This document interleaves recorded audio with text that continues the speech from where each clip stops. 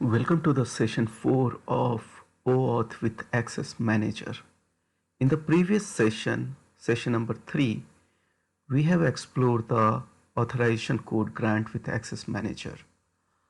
Uh, to go further, let's revisit the use case again. The use case was Manjeet uses Print My Pic application developed by company Happy Print to print his vacation picture which he recently uploaded to Facebook.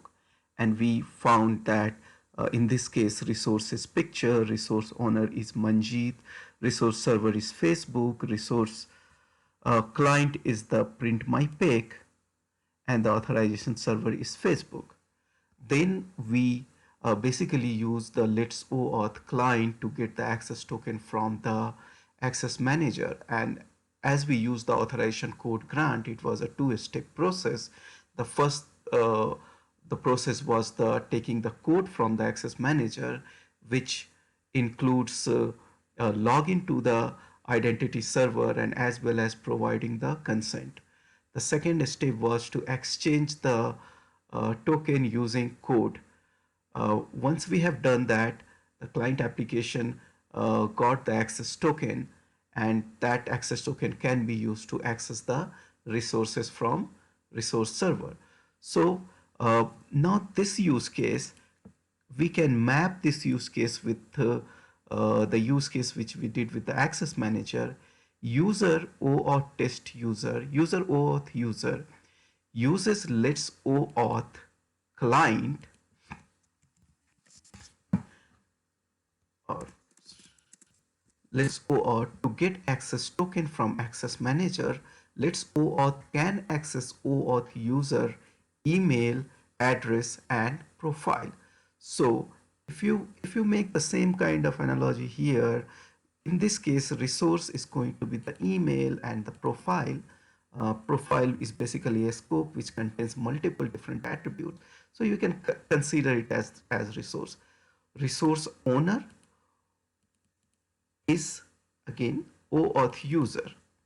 Resource server in this case was the identity provider. The resource server which is present on the is residing on the identity server, that is the identity provider. Client, we have used the client list OAuth, and who was the authorization server? The server who has provided the token.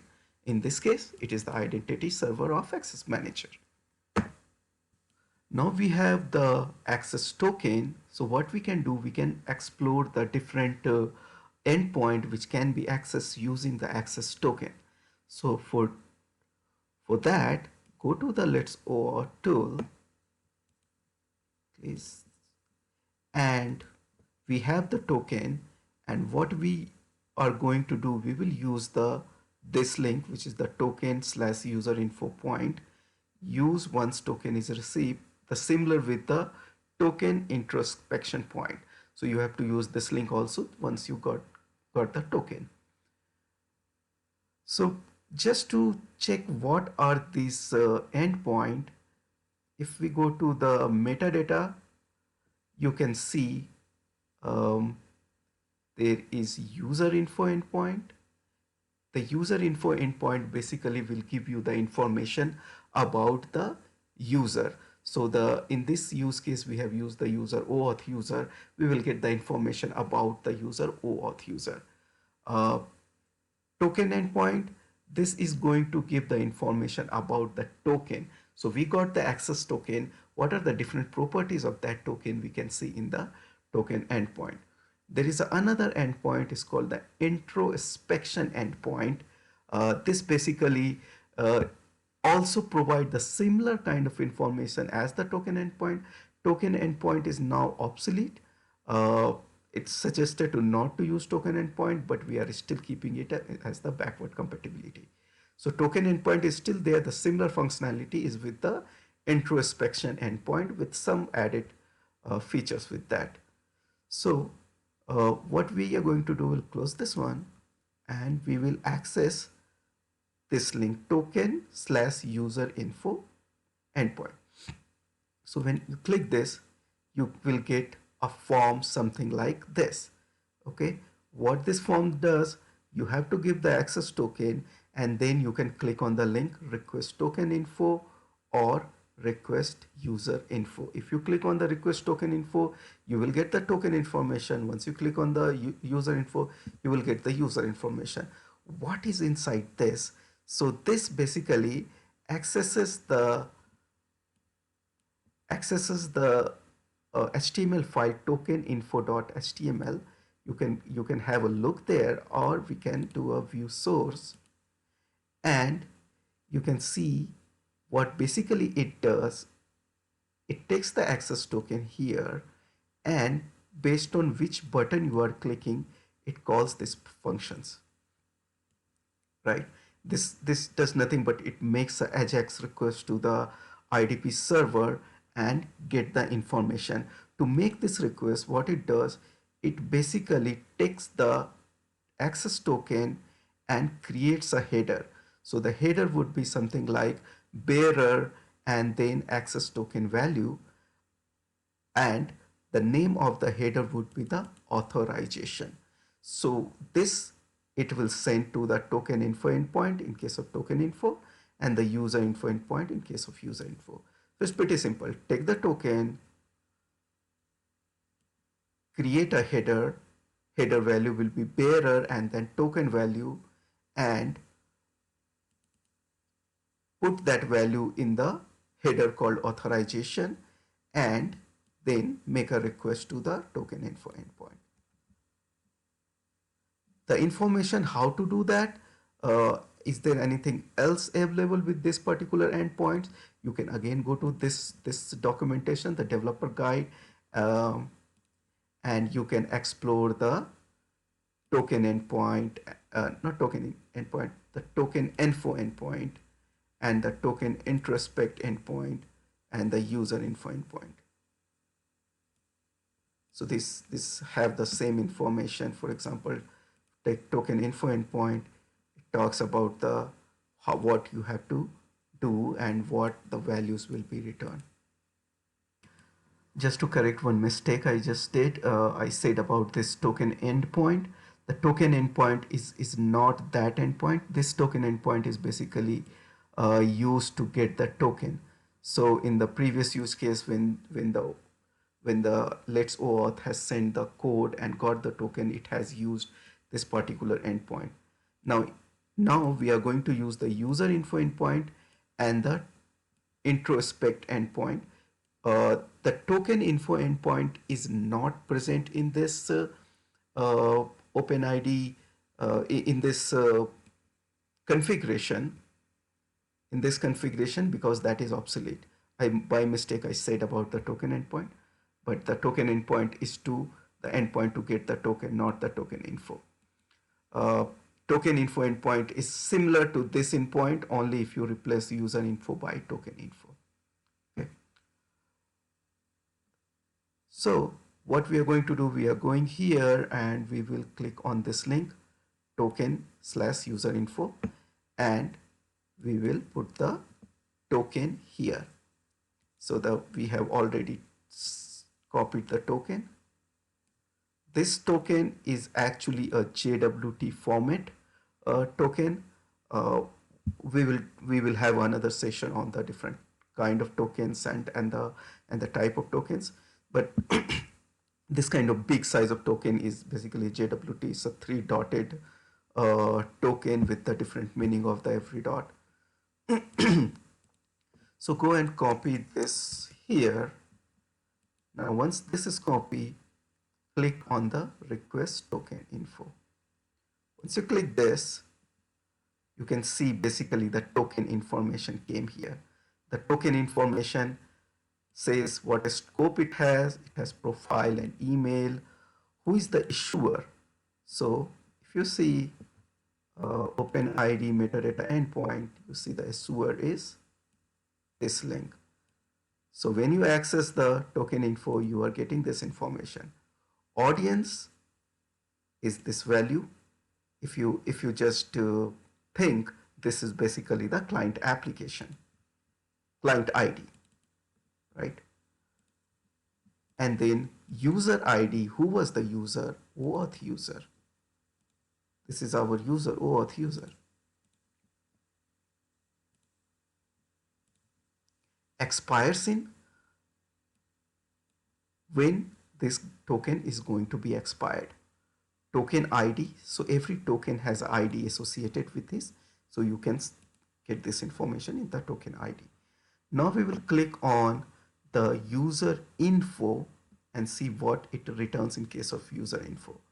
So when you did the token info, you basically make a request to the token info endpoint. Now when you click on the user info, you will make the request to the user info endpoint. So let's go here, click on the request user info. When you click, you can see the new value came. So here you can see the different user information coming. So it can say the what is the nickname of the OAuth user, what is the preferred username, given name, family name, email attribute. So all this information, these are basically the profile, the attribute associated with the profile scope and the attribute associated with the email scope. So all this value you can see here. There is another endpoint called the introspection endpoint, which is the latest endpoint introduced because the tokeninfo endpoint, this one is now obsolete. So suggested to not to use tokeninfo endpoint. In place of that, use tokenintrospection endpoint. To use the tokenintrospection endpoint, let's close the other and go to the link tokenintrospection endpoint. Once you click that, you can see client ID, client secret, token, and there is a token type hint. Again, to know about all this value, you need to go here and you can basically know about this. I'll just give a quickly idea of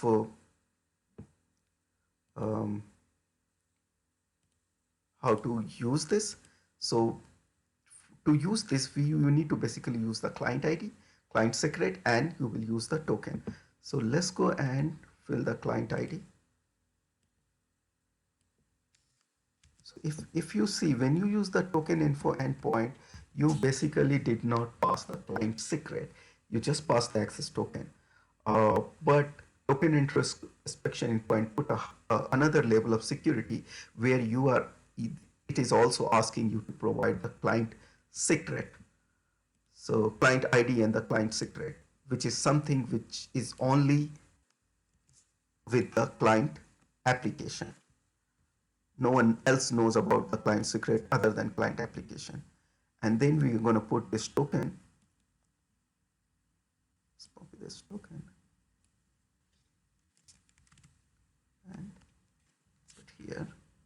And then let's see what is inside this. So it does nothing but it create a form and post it to the token nam introspect OAuth nam introspect endpoint. It's just a form post which the browser is doing. It's not Ajax call here. So go and see, click on the send button. When you click, you can get this information. Now this information is shown based on your browser. The interface will be different based on the drives, based on the different browser. This is Firefox. So it says that, is this token is active? Yes, this token is active. What is the username of this token? OAuth user. So if we see that the same thing with the token info,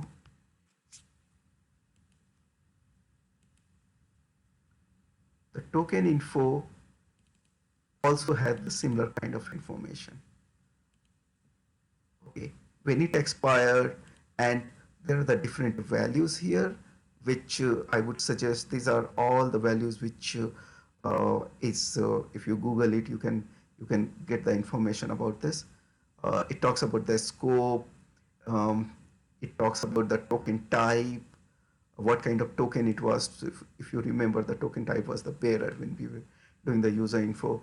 Uh, it has the client ID and who is the audience. So all this information you can find here under the token introspection endpoint. We will quickly go through the log files related to all of this endpoint we have accessed so far. So go to your IDP server and log will go to the patina.out. In the first video, we have shared the information how to collect the logs. So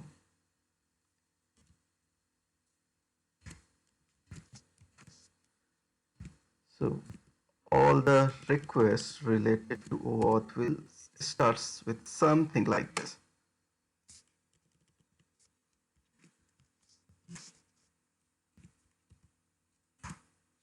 Okay. So this is the request for, if you search for the server has received a request on thread, you will basically see the OAuth related request. Search for this. And then you can see there is a post came here for the introspect endpoint, and the retrospect endpoint will then, what it will do the different thing here. It will check about the token, and finally at the end it will provide you the information. So it says token introspection active status true and token introspect response success, and you will get a response like this. Okay, so this was about the token introspect.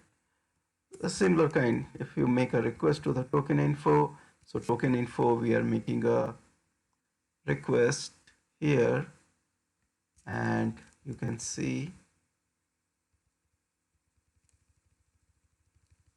it basically verifies the token, checks its signature and all this information you can see, and then later it will pull the information about the token and send that token info response success. So if you want to follow what is happening for this particular request, what you can do, you can look for the request, okay, and just go to the thread number. So for this, if you see this particular request, the thread number is 4. Just keep searching this and you will be getting all the information about this request. It's like that. Okay. So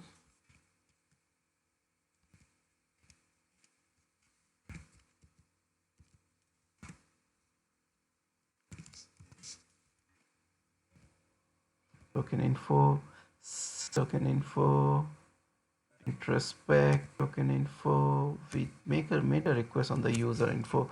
So similarly for the user info request, you can see the request for the token which we made to get the token using. So this is the token request. So here basically we send the code and got the token. So if you go through this, you can get all the information related to this, the token. And similarly you can get the request related to authorization code, and it's this one. You can see this related to the authorization code. Okay. Okay, so this is how we got the token introspect information. So if you remember that we have seen that there is a timeout associated with the access token, and it is possible that the access token is going to expire. It's generally the access token is not given for the lifetime. It has a timeout. So when the access token will time out, and if you try to access, any of these endpoint, you will basically get nothing. You will get, in case of token introspection, you can get as a false value.